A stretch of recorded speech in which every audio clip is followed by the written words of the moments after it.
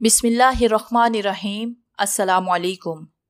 हमारे चैनल कहानी hub official में खुशामदीद। नाजरीन, मैं आज आपके लिए इंतहाई खौफनाक और दिलचस्प कहानी लेकर आई हूँ, लेकिन कहानी शुरू करने से पहले आपसे गुजारिश है कि अगर आपने हमारा चैनल सब्सक्राइब नहीं किया तो आप हमारे इस चैनल को सब्सक्राइब कर लीजिए और बेल आइकन को भी प्रेस कर लें ताकि हर नई आने वाली वीडियो बआसानी आप तक पहुँच सके। उसने अपने शोहर नासिर को सरप्राइज देने का प्रोग्राम बनाया और रवानगी की तैयारी शुरू कर दी। वो अपने प्रोग्राम से 5 दिन पहले जब घर पहुंचेगी तो नासिर अचानक उसे देखकर हैरत ज़दा हो जाएगा और फिर उसका गोल गोल चेहरा मुसर्रत से दमक उठेगा और ऐनक के शीशू के पीछे उसकी आंखें झिपकने लगेंगी।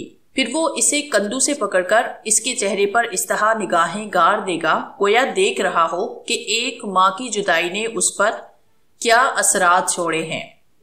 फिर वो चाय तैयार करेगी और वो दोनों आग के करीब बैठकर चाय की चुस्कियां लेते हुए बातें करने लगेंगे। मगर उस रोज मौसम रात ही से अबर आलूद और खराब था। फिर जोरदार बारिश और तेज हवा शुरू हो गई, मगर उसने फिर भी प्रोग्राम मुलतवी ना किया और रवाना हो गई। मौसम ने तूफानी शक्ल इख्तियार कर ली थी। वो उसी हालत में घर पहुंची। उसने ताले में चाबी घुमाई और कुंडी खोल ही रही थी कि हवा के तेज झोंके से दोनों पट खुलकर दीवार से जा टकराए। दरवाजे को दोबारा बंद करने के लिए उसे हासी कुव्वत सर्फ करना पड़ी क्योंकि हवा बुरी तरह दरवाजे को धकेल रही थी। उसने दरवाजा बंद करके अंदर से कुंडी चढ़ाई थी कि मूसलाधार बारिश शुरू हो गई। बारिश की तेज बौछार इस जोर के साथ खिड़की पर पड़ रही थी कि यूं मालूम होता था कि अभी खिड़की तोड़कर अंदर घुस आएगी। बारिश और हवा के शोर में उसे ये भी मालूम न हुआ कि टैक्सी कब स्टार्ट हुई और कब वापस सड़क पर गई। घर पहुंचकर उसने सुख का सांस लिया। अगर मजीद देर हो जाती तो टैक्सी उस पर चढ़ते हुए पानी में से गुजर न सकती। कोई दूसरा मुतवादिर रास्ता भी न था कि उससे होकर वो घर पहुंचती। इस तरह की बारिश में चौराहे और सड़कें जेरे आब हो जाती हैं। घर में कहीं रोशनी नजर न आ रही थी। नासिर घर पर मौजूद न था। जब उसने सोफे के करीब का बल्ब रोशन किया तो उसे किसी कदर सुकून महसूस हुआ। वो अपनी बहन से मिलकर आ रही थी और तमाम रास्ते ये सोचती रही थी कि घर में रोशनी होगी और नासिर कागजात फैलाए आग के करीब बैठा होगा, मगर वो घर पर मौजूद ही नहीं था। इसलिए उसके सपने अधूरे रह गए। उसने मेंटल पीस पर रखे हुए टाइम पीस पर नजर डाली। रात के 10 बजने वाले थे। शायद आज रात उसका घर आने का इरादा ना हो। पहले भी जब कभी वो कहीं गई होती थी तो वो बसा औकात रात को शहर ही में ठहर जाता, क्योंकि कारोबारी मसरूफियात में उसे इतनी ताहीर हो जाती कि वापसी की सवारी नहीं मिलती। अगर वो थोड़ी देर तक ना आया तो फिर इस तूफान में उसके लिए आना नामुमकिन होगा। तूफान शिद्दत एख्तियार करता जा रहा था। दरख्तों की टहनियां आपस में जोर जोर से टकरा रही थी। हवा सीटियां बजा रही थी। पहली बार उसे अपनी गलती का शिद्दत से एहसास हो रहा था कि उसने आबादी से इतनी दूर मकान क्यों लिया। पहले 2 फरांग के फासले पर कुछ हमसाए हुआ करते थे, मगर अब वो भी चले गए थे और मकान बिल्कुल खाली पड़ा था। उसने तन्हाई के बारे में पहले कभी न सोचा था। वैसे ये मकान हर तरह से मुकम्मल था और उसे ये मकान हासिल करके बड़ी खुशी हुई थी, क्योंकि ये उसका अपना मकान था और वो उसकी निगहदाश्त और आराइश में इतनी मगन थी कि उसे कभी दूसरों का ख्याल तक न आया। चौराहे के उस तरफ कोई आबादी न थी। सड़क उस मकान के करीब से गुजरती थी और आगे 1 मील तक जाकर जंगल में खत्म हो जाती थी। उसने अपना ओवरकोट उतारकर कमरे में लटकाया और हॉल में जाकर आईने के सामने खड़ी हो गई और बाल संवारने लगी जो तेज हवा से बिखर गए थे। उसने आईने में अपने जर्द चेहरे पर नजर नहीं डाली थी। आईने में उसका दुबला पतला बच्चू का सा जिस्म स्याह लिबास में लिपटा नजर आ रहा था। उसकी बुरी आंखें उसे तक रही थी। उसने अपने बालों की आखिरी लिट दुरुस्त की और आईने से हट गई। उसके कंधे कुछ झुके हुए थे। उसके मिजाज में बचपना पाया जाता था। ऐसे मालूम होता था जैसे कोई छोटी सी लड़की पनाह की तलाश में आई हो। उसकी उम्र 21 साल थी और उसकी शादी को 1.25 साल हुआ था। शादी उसे मौजा मालूम होती थी। अब उसने मकान में घूमना शुरू कर दिया। अब उसने रोशनी कर दी। नासिर मकान को बड़ी अच्छी हालत में छोड़कर गया था। यहाँ किसी बेपरवाह मर्द के आसार मौजूद नहीं थे। वो बड़ा ही सफाई पसंद था। اب اسے سردی کا احساس ہونے لگا۔ غالباً ناصر نے ہیٹر کا درجہ حرارت کم کر دیا تھا۔ وہ ایسی باتوں میں بہت محتاط تھا اور نقصان برداشت نہیں کرتا تھا۔ سردی کی شدت کوئی حیرت کی بات نہ تھی۔ ہیٹر 58 درجے پر لگا ہوا تھا۔ اس نے بٹن دبا کر اس کی سوئی 70 درجے پر کر دی۔ تہ خانے میں موٹر اس زور سے چلنے لگی کہ وہ ڈر گئی۔ پھر وہ باورچی خانے میں گئی اور چائے کے لیے پانی چولہے پہ رکھ دیا۔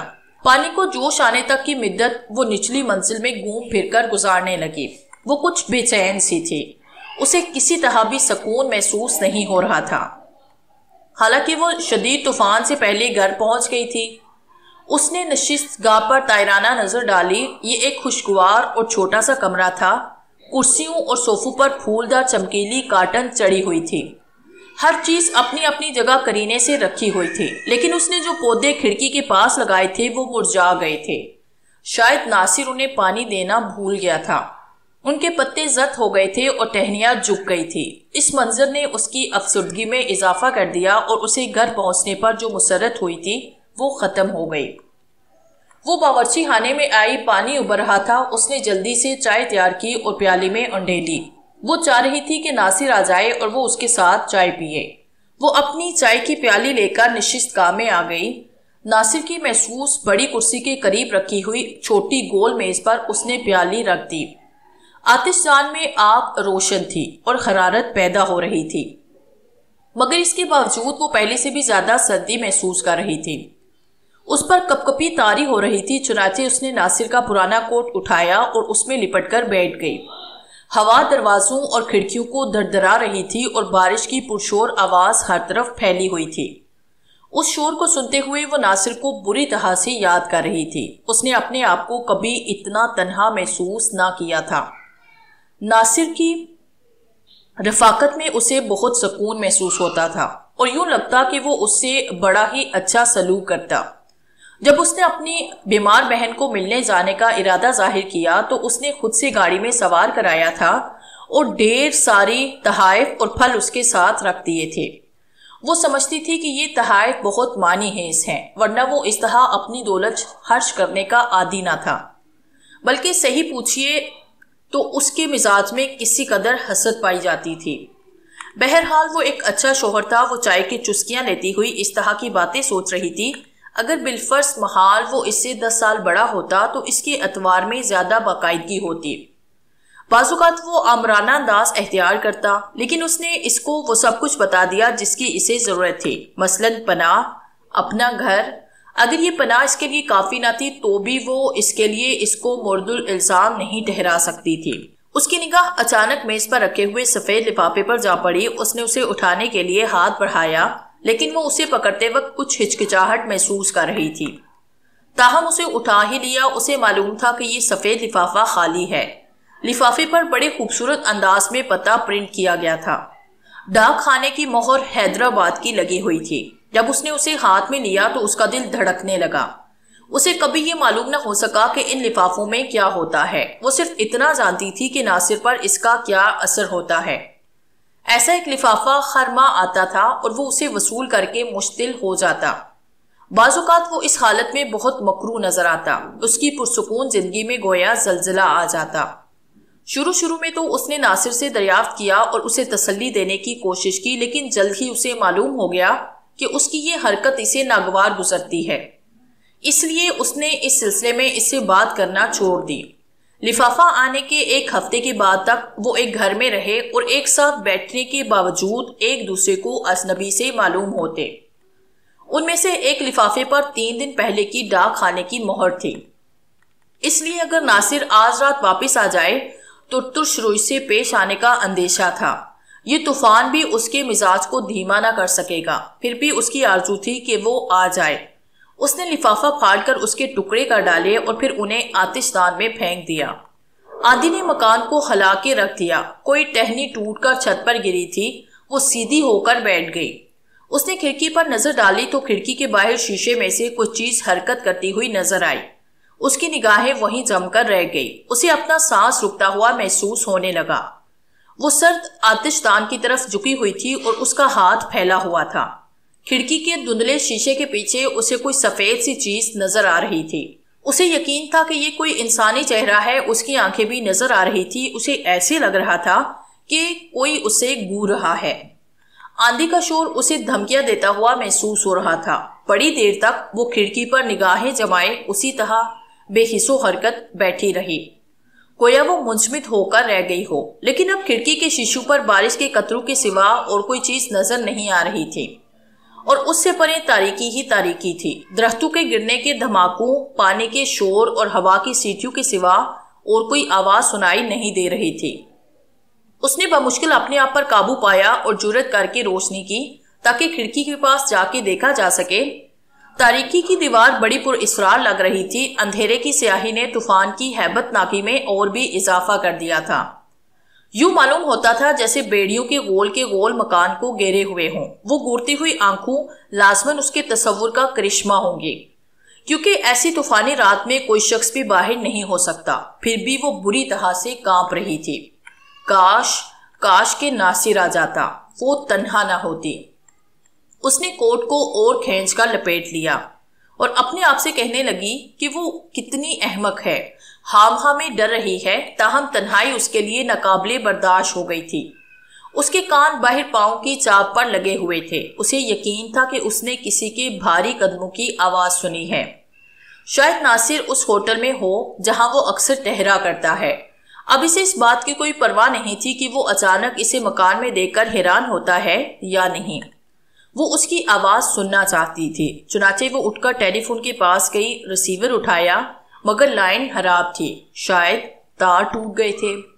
اس نے خوف کا مقابلہ کرنے کی کوشش کی۔ کھڑکی سے نظر آنے والا چہرہ محض وہم تھا۔ کھڑکی کے شیشے پر روشنی نے ایک سایہ پیدا کر دیا تھا، پاؤں کی چاپ بھی وہم ہی تھی، کیونکہ حقیقی آواز تو اس تیز دھند آندھی میں سنائی نہیں دے سکتی تھی، اور کوئی شخص اس وقت باہر نہیں ہو سکتا تھا۔ حقیقت میں ڈرنے کی کوئی بات نہ تھی، طوفانی دیواروں کے اندر کوئی بھی نہیں آ سکتا تھا۔ صبح سورج پھر اسی طرح چمکے گا۔ سب سے ضروری بات یہ تھی کہ وہ خود کو کس طرح سکون پہنچائے۔ اس نے سوچا کہ مطالعہ بہتر رہے گا۔ بستر پر جانے کا کوئی فائدہ نہ تھا، کیونکہ نیند تو آنے سے رہی۔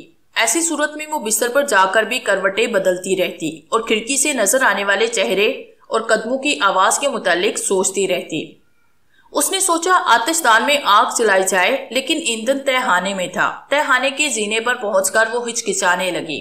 اس نے روشنی کی، مگر روشنی ناکافی معلوم ہوتی تھی۔ زینے کی دیوار نم آلود تھی اور کس قدر خوفناک معلوم ہو رہی تھی۔ ہوا کے جھونکوں سے اس کے ٹہنے ٹھٹھرنے لگے۔ تہخانے کے بیرونی دروازے سے بچھار اندر آ رہی تھی، کیونکہ دروازہ کھلا ہوا تھا۔ اندر کی چٹہنی بعض اوقات کام نہیں کرتی تھی۔ اسے معلوم تھا کہ اگر چٹہنی اچھی طرح نہ لگائی جائے تو ہوا کے جھونکوں سے کھل سکتی ہے۔ کھلے دروازے نے اس کے خوف میں مزید اضافہ کر دیا تھا۔ اس طوفان میں اسے کسی چیز کی موجودگی کا احساس ہو رہا تھا۔ اس نے بڑی کوشش کے بعد اتنی جرأت کی کہ سیڑھیاں اتر کر نیچے دروازے تک جائے۔ اسی لمحے بچھاڑ نے اسے شرابور کر دیا۔ اس کو تاریکی کے سوا کچھ بھی نظر نہ آ رہا تھا۔ ہوا نے اس کی مدد کی اور دروازہ ایک شور کے ساتھ خود بخود بند ہو گیا۔ اس نے اپنی پوری طاقت صرف کر کے چٹہنی چڑھا دی اور یہ یقین کر لیا کہ باہر سے کوئی اندر نہیں آ سکتا۔ وہ وہاں گیلے کپڑوں میں کھڑی رہی۔ اچانک اسے ایک خیال آیا جس سے اس کی رگوں میں خون منجمد ہو کے رہ گیا۔ وہ سوچنے لگی اگر کھڑکی میں سے نظر آنے والا چہرہ حقیقی ہوا تو ممکن ہے اس چہرے کے مالک نے یہاں پناہ لے لی ہو، اس تہخانے میں۔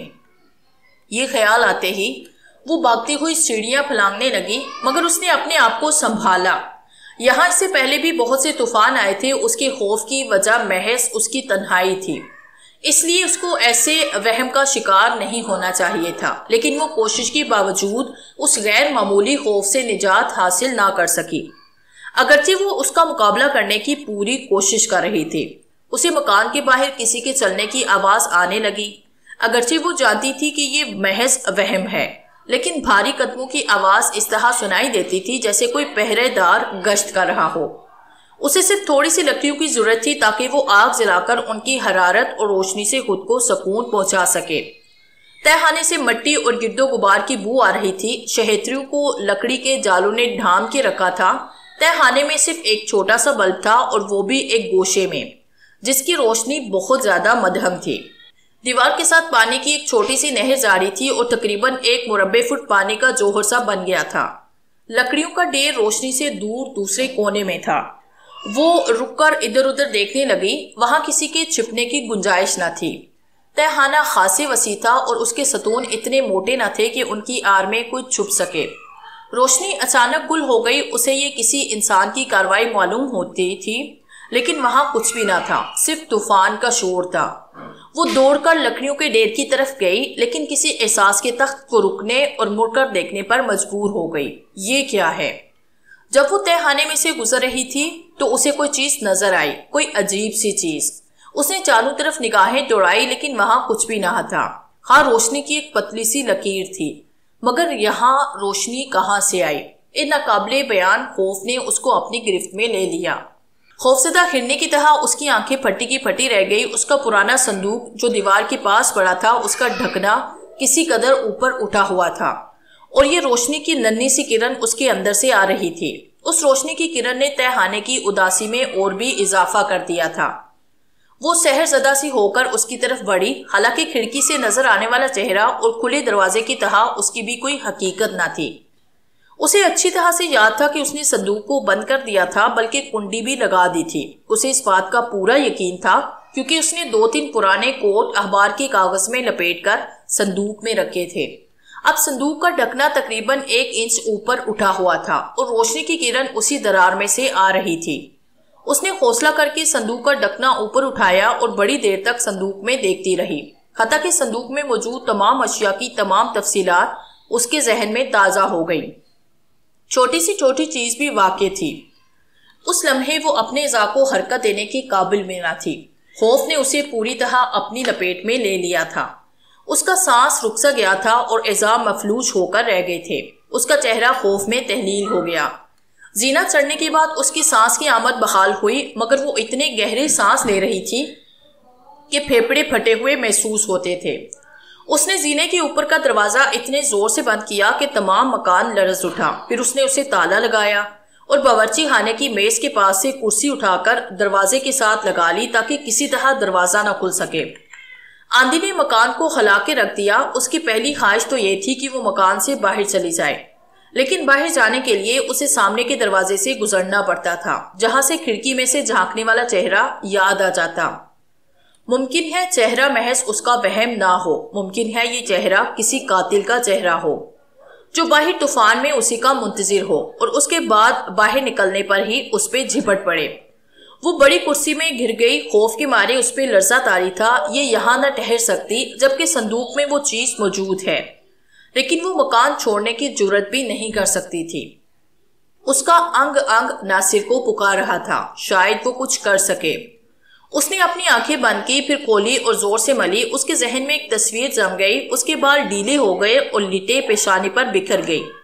اس کا منہ شدت خوف سے کھل گیا تھا۔ اس کے پرانے صندوق میں ایک عورت کا مڑا طرح جسم موجود تھا۔ اس نے اس کا چہرہ تو نہیں دیکھا کیونکہ اس کا سر شانوں میں چھپا ہوا تھا اور اس کے چہرے کو بالوں نے ڈانپ رکھا تھا۔ عورت سرخ لباس پہنے ہوئے تھی۔ اس کا ایک ہاتھ صندوق کے کنارے پاس پڑا تھا۔ اس کی تیسری انگلی میں ہیرے کی انگوٹھی تھی۔ اس پر ایک ابری ہوئی تصویر کن تھی جس میں شیر بنا ہوا تھا جس نے ہیرے کو پنجوں میں دبایا ہوا تھا۔ یہی ہیرا روشنی میں چمک رہا تھا۔ تہخانے کا چھوٹا سا بلب اس کی روشنی کو منعکس کر رہا تھا۔ وہ اسے کبھی بھی بھلا نہیں سکے گی۔ اس عورت کی ایک ایک چیز اسے یاد تھی۔ اس کے بازو کا زرد گوشت، صندوق کی ایک طرف کو مڑے ہوئے گھٹنے، اس کا چمکتا ہوا ریشمی لباس، اس کے بالوں کی لٹیں جنہوں نے اس کا چہرہ چھپا رکھا تھا۔ غرض کے تمام جزیات اس کے ذہن میں نقش تھی۔ اس پر کپ کپی تاری تھی۔ اس نے دانتوں سے اپنی زبان کاٹی، جبڑے کو مضبوطی سے بند کیا تاکہ دانت بجنا بند ہوں۔ زبان سے نکلنے والے خون نے نمکین ذائقے نے اسے ہوش دلایا۔ اس نے عقل سے کام لیتے ہوئے سوچنے کی کوشش کی، لیکن جب اسے خیال آتا کہ وہ ایک مقتول عورت کے ساتھ مقید کر دی گئی ہے تو اس کے اعصاب جنجنا اٹھے۔ اس نے کوٹ کو اور زیادہ کھینچ کر اپنے گرد لپیٹ لیا تاکہ اس مخلق سردی کا مداوا ہو سکے۔ آہستہ آہستہ اس موت اور قتل کے علاوہ کچھ اور خیالات بھی اس کے ذہن میں آنے لگے اور وہ ان کے نتائج کے متعلق سوچنے لگی۔ تہخانے میں پڑی ہوئی لاش کی دریافت واقعات کے ایک نئے سلسلے کو جنم دے گی۔ پولیس آئے گی۔ پہلے تو پولیس کا خیال اس کو کچھ تسکین بخش محسوس ہوا، کیونکہ وہ اس لاش کو تہخانے سے اٹھا کر لے جائے گی۔ پھر اسے یہ خیال آیا کہ لاش اس کے تہخانے سے برآمد ہوگی، اس لیے پولیس انہی پہ شبہ کرے گی۔ کیا وہ یہ خیال کریں گے کہ قتل اس نے کیا ہے؟ کیا وہ اس کی اس بات پر یقین کریں گے کہ اس نے اس سے پہلے کبھی صورت کو دیکھا نہیں؟ کیا وہ پھر ناصر پر شبہ کریں گے؟ شاید وہ ان خطوط کو حاصل کریں جو سفید لفافوں میں آتے ہیں۔ ناصر کی کاروباری سلسلے میں غیر حاضری، اس کا اپنی بہن سے ملنے جانا جس میں ناصر کی مرضی بھی شامل تھی، شاید ان باتوں سے وہ یہ نتیجہ نکالے کہ ناصر دوہری زندگی بسر کر رہا ہے اور یہ عورت ناصر کی چھوڑی ہوئی بیوی ہے جو خطوط کے ذریعے اس کا تعاقب کرتی رہی ہے۔ اب ایک نیا خوف اس پر مسلط ہو گیا تھا۔ اس نے سوچا کہ لاش کو تہخانے سے نکال کر کہیں چھپا دینا چاہیے تاکہ پولیس اس قتل کا تعلق اس کے مکان سے قائم نہ کر سکے، لیکن وہ عورت اس سے بڑے تن و توش کی تھی، وہ تو اس کو کھلا بھی نہ سکتی تھی۔ وہ دیوانہ وار ناصر کو یاد کر رہی تھی اور دعا مانگ رہی تھی کہ کاش ناصر گھر آ جائے اور اس لاش کو تہخانے سے نکال کر کہیں چھپا دے تاکہ پولیس اس کا تعلق ان کے گھر سے قائم نہ کر سکے۔ وہ کافی مضبوط ہے اور وہ یہ کام کر سکتا ہے، مگر خود وہ یہ کام نہیں کر سکتی۔ اگر اس میں اس لاش کو اٹھانے کی طاقت بھی ہوتی تو بھی وہ اس کی جرات نہ کر سکتی تھی، کیونکہ مکان کے باہر کوئی آوارہ گرد منڈلا رہا تھا۔ ممکن ہے تہخانے کا دروازہ اتفاقاً نہ کھلا ہو۔ اگر اتفاقاً کھلا ہو تو قاتل نے موقع سے فائدہ اٹھا کر اپنے قتل کی ذمہ داری بے گناہ ناصر پر ڈالنے کی کوشش کی ہو۔ وہ یہی باتیں سوچ کر لرز رہی تھی۔ یوں محسوس ہوتا تھا کہ وہ ایک جال میں پھنس گئی ہے۔ ایک طرف طوفان تھا، دوسری طرف ٹیلی فون ناکارہ ہو چکا تھا، ادھر پار ایک آوارہ گرد منڈلا رہا تھا اور صندوق میں ایک لاش پڑی تھی۔ وہ ان خطرات میں گھر کے بے بس ہو گئی تھی۔ اس کی بے بسی میں اضافہ کرنے کے لیے آندھی کا شور اور بڑھ گیا تھا۔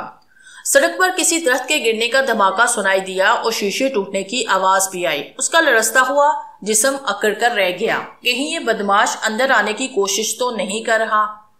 وہ بڑی کوشش کے بعد کھڑی ہوئی اور پہلی اور دوسری منزل کا چکر لگا کر کھڑکیوں کو دیکھا۔ تمام شیشے صحیح و سالم تھے اور بارش کا مقابلہ کر رہے تھے۔ تہخانے میں جانے پر وہ کسی صورت میں بھی تیار نہ تھی۔ طوفان کے شور نے باقی تمام آوازوں کو دبا لیا تھا، پھر بھی وہ اپنے آپ کو اس احساس سے نجات دلا سکی تھی کہ باہر اسے کسی کے قدموں کی آواز سنائی دے رہی تھی۔ وہ آنکھیں کسی شگاف کو تلاش کر رہی تھی اور اس کی جاسوسی کر رہی تھی۔ اس نے سیاہ چمکیلی کھڑکیوں پر شیڈ چڑھائے، اس طرح اسے کسی قدر محفوظ ہونے کا احساس ہوا۔ اس نے اپنے آپ کو سمجھایا کہ شیشہ ٹوٹنے کی آواز کی حقیقت اس سے زیادہ نہیں کہ درخت کی کوئی شاخ ٹوٹ کر تہخانے کی کھڑکی سے ٹکرائی ہو۔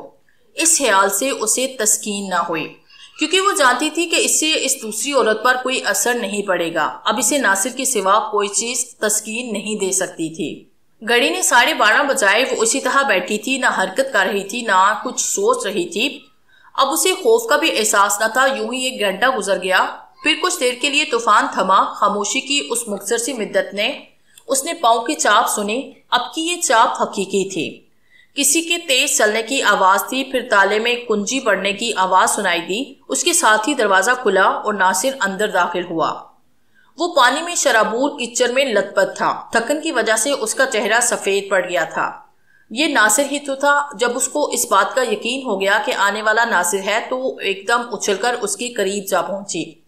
ناصر نے اس کا بوسہ لیتے ہوئے نرمی کے ساتھ اس کی باہیں اپنی گردن سے جدا کرتے ہوئے کہا، جان من ادھر ہی رہو، میں تو شرابور ہوں، تمہارے کپڑے بھی گیلے ہو جائیں گے۔ اس نے چشمہ اتار کر اسے دیا اور وہ اسے خشک کرنے لگی۔ روشنی میں اس کی آنکھیں چندیا رہی تھی۔ مجھے چوراہے سے یہاں تک پیدل آنا پڑا، یہ بھی کیسی رات ہے۔ یہ کہتا ہوا وہ کپڑے اتارنے لگا۔ تم کبھی نہ سمجھ سکو گی کہ مکان کو روشن دیکھ کر کیا محسوس ہوتا تھا۔ بہرحال اللہ کا شکر ہے میں گھر پہنچ گیا۔ وہ اسے اپنی آبیتی سنانے لگی، لیکن اس نے اسے روک کر کہا، ذرا صبر کرو، میں دیکھ رہا ہوں تم کسی وجہ سے پریشان ہو، میرے کپڑے پہننے تک انتظار کرو، پھر ہم بیٹھ کر باتیں کریں گے، اور تم ذرا چائے تو تیار کر دو، خشک دودھ پڑا ہوگا۔ میں بری طرح تھک گیا ہوں، آج کا سفر بڑا پرخول تھا، مجھے یقین تھا کہ میں یہ فاصلہ طے کر سکوں گا۔ چوراہے تک یہاں پہنچنے میں مجھے کئی گھنٹے لگ گئے۔ اب وہ صندوق کی لاش بھی اسے مشکوک نظر آ رہی تھی، اگرچہ اب بھی وہ منظر اس کے ذہن میں تازہ تھا، تاہم وہ سوچ رہی تھی کہ شاید طوفان ہی حقیقت تھی اور باقی سب چیزیں وہم تھی۔ وہ باورچی خانے میں گئی، چائے بنانے لگی۔ کرسی ابھی تک دروازے کے ساتھ لگی ہوئی تھی جو اس کی خوف زدگی کی یاد دہانی کر رہی تھی۔ اب جبکہ ناصر گھر پر موجود تھا تو ڈرنا حماقت تھی۔ چنانچہ اس نے کرسی واپس اس کی جگہ میز کے قریب رکھی۔ جلد ہی ناصر بھی وہاں پہنچ گیا۔ ابھی چائے تیار ہو رہی تھی۔ غسل کے پرانے لباس میں ناصر بہت بھلا لگ رہا تھا۔ اس نے ہاتھ جیبوں میں ڈال رکھے تھے اور اپنے گول گلابی چہرے اور کھڑے بالوں کے ساتھ بہت خوبصورت نظر آ رہا تھا۔ وہ اسے کھڑکی میں سے جھانکنے والے کھلے دروازے اور صندوق کی لاش سے متعلق بتاتے ہوئے جھینپ رہی تھی۔ اسے محسوس ہو رہا تھا کہ ان میں سے کسی بات کا بھی تعلق حقیقت سے نہ تھا۔ ناصر نے اسے اپنے بازو میں لیتے ہوئے کہا، مجھے قطعاً حیرت نہیں کہ اس شدید طوفان نے تمہیں اتنا خوفزدہ کر دیا ہے۔ وہ مسکرا کر کہنے لگی، اب جب تم گھر آ گئے ہو تو میں خود کو محفوظ خیال کر رہی ہوں، لیکن ناصر کیا تم صندوق کو دیکھو گے؟ میں نے واضح طور پر اسے دیکھا تھا، میں ایک ایسی چیز کا بھلا کیسے تصور کر سکتی ہوں؟ اس نے جواب دیا، میں ضرور دیکھوں گا۔ اگر اس سے تمہاری تسلی ہوتی ہے تو میں بھی دیکھتا ہوں، بعد میں اطمینان کے ساتھ چائے پیوں گا۔ وہ تہہ خانے کے دروازے پر گیا اور اسے کھولا، پھر روشنی کی۔ اسی اثناء میں اس کا دل زور سے دھڑک رہا تھا اور وہ کان بہرے کر دینے والا شور سن رہی تھی۔ دروازہ کھلنے کی مختصر مدت میں اس نے خوف کے زیر اثر لاش، پولیس، ناصر پر عائد ہونے والا شبہ اور کسی شخص کے اس جرم کو چھپانے کی ضرورت پر بہت کچھ سوچ ڈالا۔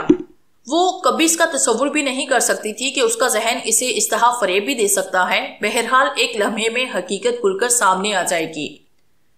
اس نے صندوق کا ڈھکنا پیچھے کو گرنے کی آواز سنی اور دھڑکتے ہوئے دل کے ساتھ کرسی تھام لی۔ اگلے ہی لمحے ناصر کی آواز آئی۔ آواز بڑی خوشگوار اور پرجوکین تھی۔ وہ کہہ رہا تھا، یہاں تو کچھ بھی نہیں، 2 بنڈل پڑے ہیں، آؤ دیکھ لو۔ کچھ بھی نہیں؟ جب وہ تہہ خانے کی سیڑھیاں اتر رہی تھی اس کی ٹانگیں کانپ رہی تھی۔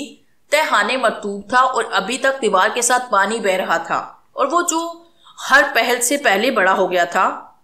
روشنی ابھی تک مدھم تھی۔ تمام ماحول اسی طرح تھا جیسا اس نے پہلے دیکھا تھا۔ اب اتنی تبدیلی ضرور ہوئی تھی کہ ٹوٹی ہوئی کھڑکی میں سے ہوا کے ساتھ بارش کی بوچھار اندر آ رہی تھی۔ کھڑکی کے نکڑ کے پاس پڑی ہوئی لکڑی نے کھڑکی کا شیشہ توڑ دیا تھا۔ ناصر کھلے صندوق کے پاس کھڑا اس کا منتظر تھا۔ دیکھ لو، یہاں کچھ بھی نہیں، میرے خیال میں تمہارے پرانے کپڑے پڑے ہیں۔ وہ وہاں گئی، اس کے پاس جا کر کھڑی ہو گئی۔ اس کا دماغ چکرا رہا تھا اور سوچ رہی تھی کیا وہ وہاں لاش دیکھے گی جو ناصر کو نظر آ رہی ہے اور وہ جس کا ہیرا شیر کے پنجوں میں دبا ہوا نظر آ رہا تھا۔ وہ تذبذب کے عالم میں نگاہیں دوڑا رہی تھی مگر صندوق خالی تھا۔ اخبار کے کاغذ میں ملفوف 2 پیکٹ تھے جو اسی طرح صندوق کی تہ میں پڑے تھے جس طرح اس نے رکھے تھے۔ ان کے سوا کوئی اور چیز صندوق میں نہ تھی۔ اب وہ حقیقت معلوم کر کے خود کو ہلکا محسوس کر رہی تھی، لیکن ابھی تک وہ پریشان اور الجھی تھی۔ وہ سوچ رہی تھی کہ کیا اس کا ذہن ایسی وہم تصور کر سکتا ہے اور کیا وہ ایسی خوفناک چیز کا تصور پوری جزیات کے ساتھ کر سکتی ہے؟ اگر ایسا ہی ہے تو اس کا مستقبل بھیانک ہے، کیونکہ وہ آئندہ بھی اسی طرح بدحاسی کا شکار ہو سکتی ہے۔ اگرچہ اب کوئی حقیقی خطرہ موجود نہ تھا جو پہلے بھی تھا۔ ناصر پر جو خطرہ منڈلا رہا تھا وہ محض خواب تھا۔ میں نے یہ ایک خواب دیکھا تھا، اس نے اعتراف کیا، لیکن کتنا خوفناک اور غیر مبہم خواب تھا، اور میں سوئی ہوئی بھی نہ تھی۔ وہ کپکپاتی ہوئی آواز میں کہہ رہی تھی، ناصر، میں نے سوچا۔ تم نے کیا سوچا تھا؟ ناصر نے پوچھا، لیکن یہ آواز اسے اجنبی محسوس ہوئی۔ یہ ناصر کی آواز معلوم نہ ہوتی تھی۔ اس نے بڑی سرد مہری اور کاٹ پائی جاتی تھی۔ وہ بے حس و حرکت کھڑا اسے گور رہا تھا۔ اس کے اس انداز نے اسے ٹھٹھرا کے رکھ دیا۔ ٹوٹی ہوئی کھڑکی سے آنے والی سرد ہوا بھی اسے ٹھٹھرا نہ سکتی تھی۔ اس نے اس کے چہرے کے تاثرات پڑھنے کی کوشش کی مگر چھوٹے بلب کی روشنی بہت مدھم تھی۔ وہ اسے اجنبی اور محرم سا نظر آ رہا تھا۔ میں اور پھر اس کی زبان لڑکھڑانے لگی۔ اس نے ابھی تک حرکت نہ گئی تھی لیکن اس کے لہجے میں درستگی پیدا ہو گئی تھی۔ تم نے کیا سوچا تھا؟ اس نے پوچھا۔ وہ اس کے پاس سے بھاگی۔ اب ناصر نے حرکت کی، اسے پکڑنے کے لیے جیب سے ہاتھ باہر نکالا۔ ایک لمحے کے لیے وہ مبہوت ہو کر اس چیز کو دیکھ رہی تھی جس نے اسے لرزا دیا، اور اس کی چیخ حلق میں گھٹ کر رہ گئی۔ اس کی سمجھ میں نہیں آ رہا تھا کہ ناصر کی باہیں اسے پناہ دینے کے لیے پھیلی ہوئی ہیں یا اس کا گلا دبانے کے لیے۔ وہ مڑ کر بھاگی اس نے ٹھوکر کھائی مگر پھر سنبھل کر تیزی سے سیڑھیاں پھلانگنے لگی۔ ناصر چلایا، فرزانہ رکو۔ وہ بھاری قدموں سے اس کے پیچھے آ رہا تھا۔ اس نے زینے پر قدم رکھا ہی تھا کہ ٹھوکر لگنے سے ایک گھنٹے کے گھٹنے کے بل گرا۔ وہ اسے برا بلا کہتا ہوا اٹھا۔ خوف نے فرزانہ کی قوت اور رفتار میں بے حد اضافہ کر دیا تھا۔ اسے دھوکہ نہیں ہو سکتا تھا، اگرچہ اس نے ایک بار دیکھا تھا۔ اسے یقین تھا کہ ناصر کی بائیں ہاتھ کی چنگلیاں میں وہی انگوٹھی موجود تھی جو اس نے مردہ عورت کی انگلی میں دیکھی تھی۔ طوفانی ہوا نے دروازہ کھول دیا تھا اور وہ بھاگ کر باہر نکل گئی تھی۔ طوفان کی تاریک پناہ میں آ کر وہ خود کو محفوظ کرنے میں کامیاب ہو گئی تھی۔